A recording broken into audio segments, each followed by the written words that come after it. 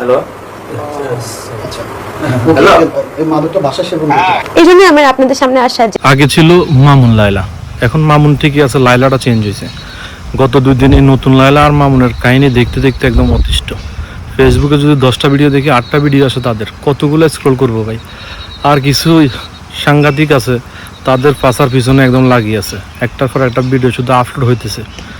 এখন এদেরকে কি ভাই কোনোভাবে আটকায় রাখা যায় না? কারণ এদের কারণে অতিষ্ঠ, ফেসবুকে ঢুকা মাঝে মাঝে কষ্ট হয়ে যায়। এদের মতো টোকাইরে কে যে সেলিব্রিটি বানায় সেটাই বুঝি না। এদের আবার ফ্যান ফলোয়ার।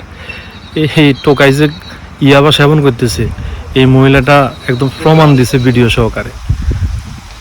আর কোনো প্রমাণ বাকি আছে এই যে নেশাখোর? আসলে এদের জ্বালায় অতিষ্ঠ। এদেরকে কোনো মামলাতে যদি ফান্দা রাখা যায় তো 6 মাস, 1 বছর, 2 বছর, তাহলে একটু শান্তি পাইতাম। হালাল জিনিসের মধ্যে সবচেয়ে নিকৃষ্ট হচ্ছে তালাক, যা আল্লাহর আরশ পর্যন্ত কাঁপিয়ে দেয়। এমন পরিস্থিতির সম্মুখীন আল্লাহ যেন আর কাউকে না করেন। কি সাংঘাতিক ব্যাপার স্যাপার। শর্মিলা আফা দেখতেছি কোর্স করে এসছে হাদিসের উপরে।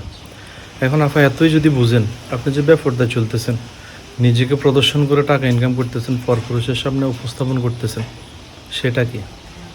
আগে হাদিস নিজের উপরে অ্যাপ্লাই করেন, তারপরে পাবলিকলি ছড়াইন। তোমার হাতে দেখা যাচ্ছে 16 Pro Max, এটা কি তোমার হাজবেন্ড দিছে নাকি কক্সবাজার যে আনছো?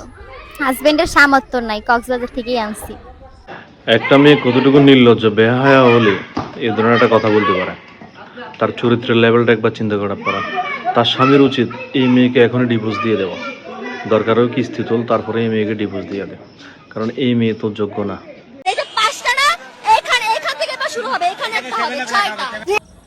কই, আমি তো 7টা দেখতেছি, 5 আর 2 7, আর 7 মানে 7 আপ।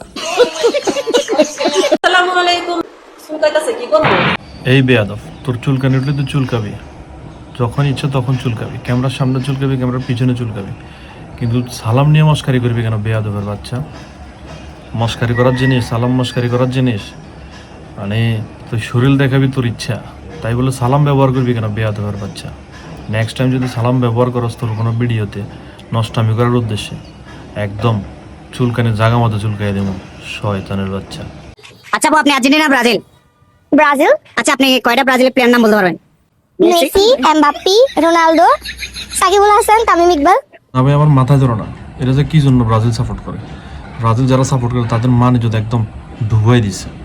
বলছে ব্রাজিলের খেলোয়াড়ের নাম বলার জন্য সে বাংলাদেশের ক্রিকেটারের নাম পর্যন্ত বলে ফেলতেছে।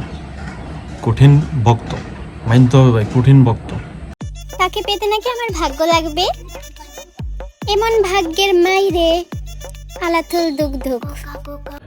এই হচ্ছে বাংলাদেশের মানুষের সমস্যা, খারাপ জিনিসটা আগে শিখে। বলতেছে কি খালাম্মা, আলাতুল দুক দুক কি সেটা কি তুমি বুঝো? তো যেটাই বলছো সেটা তোমার সাথে ভালো জমবে।